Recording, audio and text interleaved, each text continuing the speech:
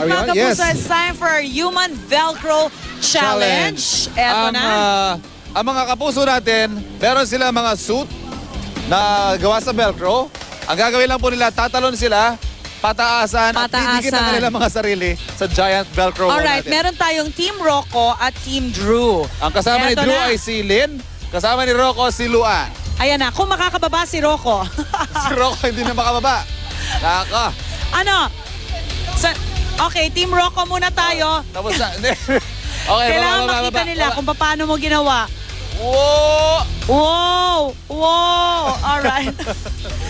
Okay, so we have Team Rocco and Luan. Pataasan ng talon, ha? Oo, natatalon si Rocco muna.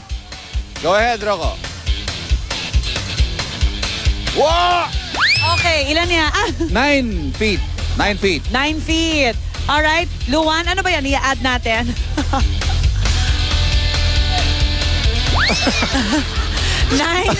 Si Luan po, 5.5 feet. 7. 7 feet. Parang tumayo ka lang.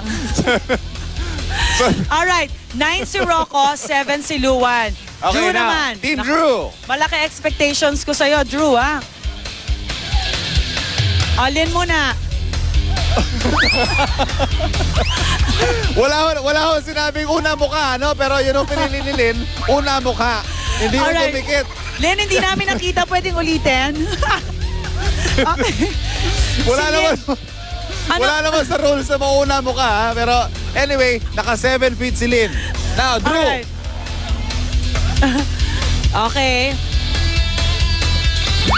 Yo! Oh, 10. Mga 10. Alam mo, first time ko makita manigas sa mga daliri ng mga contestants para lang umabot doon. So, si Drew and Rocco parehong 9 feet. Magkakatalo sa ating girls. Si Lynn, 7. Si Lynn, 7. Si Luan ay 6. Ano?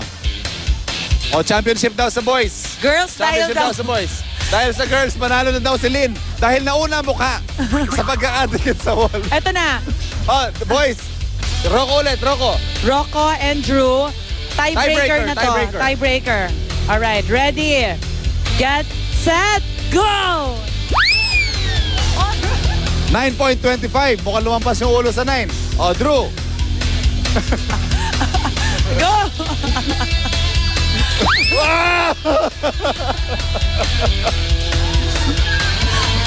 And the winner is... Hindi yung kasama yung kamay doon, ha? Ulo lang kasi susuko natin. Draw. Wala, draw daw talaga eh. Magbabalik po ang unang hirit. Magpa-practice ulit sila para mataas-taas. Siya lang po kayo.